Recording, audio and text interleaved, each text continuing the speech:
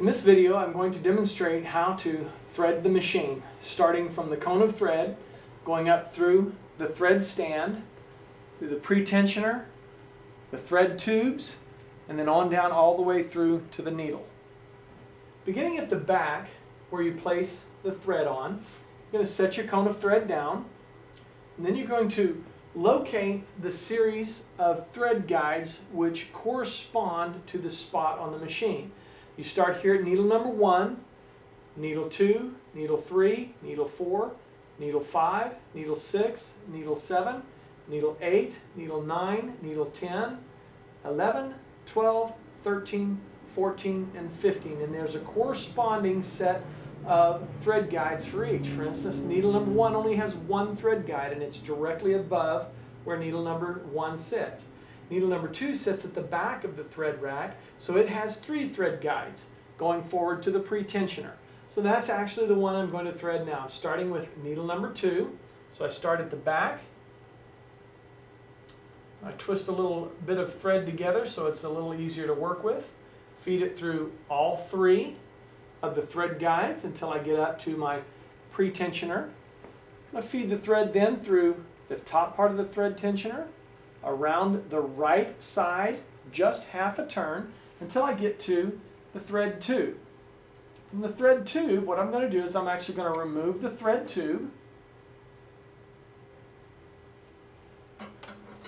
Going to give me a nice clean cut of the thread here. I'm going to thread a needle. I'm going to use the needle and gravity to feed the thread through the tube.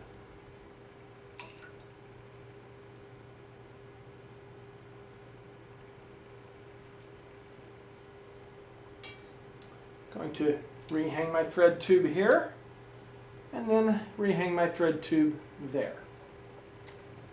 Once I have my thread at this point, I have another thread guide that I'm going to feed the thread underneath, and then into the tensioner. I'm going to go around the right side of the tensioner. And then you'll notice there's a little tab. I'm going to go to the left of the little tab that's underneath here. Then I'm going to go to the right side of this thread guide. I'm going to go around the guide on this side, up and over the thread brake sensor, back to the left-hand side of the lower guide, down to this guide, and now I'm down to the point where I'm ready to start threading the lower half of my thread path. At this point, what I'm going to do now is I'm going to thread my check spring and guide.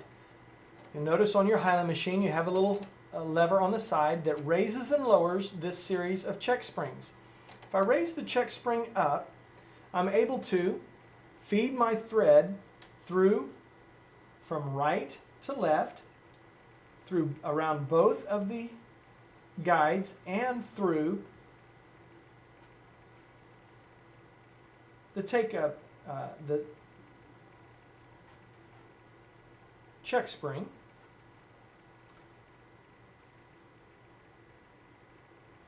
And then it goes back up, so it goes down to the right side of take-up lever number 2, from right to left through the guides and the check spring. So I can push my check spring back down.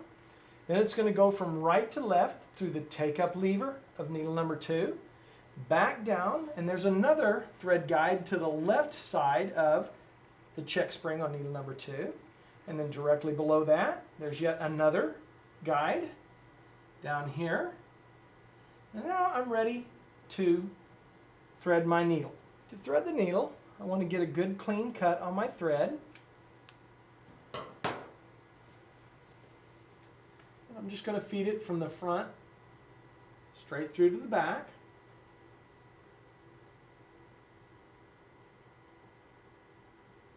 And then down through the hole in the presser foot. After threading the entire thread path, before you start sewing, you want to ensure that the thread pulls smoothly through the entire path. So grab the thread that you just threaded and go ahead and pull maybe a foot or two of it and ensure that as you're pulling it that everything comes nice and smooth. If it doesn't come nice and smoothly, then it could be that you've got something tangled in the thread path or in one of the tensioners going back up through the path. So just ensure that everything is as it was when you threaded it and that it pulls nice and smoothly. From time to time, you'll find that it's necessary to put a new cone of thread on to change either from a thread color that's just run out or about to run out, or when you need a color of thread that's not on the machine. In order to avoid having to rethread the entire thread path, what you're going to do is you're going to use a knot that will allow you to pull the new color of thread all the way through the eye of the needle. I'm going to demonstrate that knot. First, take the old cone that you're replacing off the thread stand and set the new cone in its place. Next, get a generous amount of the thread of both colors so that you can make a loop with the old color that you're taking off the machine, and you're going to feed the cone back through the loop of the color you're removing from the machine. Pull that thread nice and tight and break it loose from the cone. Then take the color you're replacing and begin to pull it carefully through the thread path. As you do, that thread should come all the way down and right through the eye of the needle. Hang it up in the spring and cut the excess off.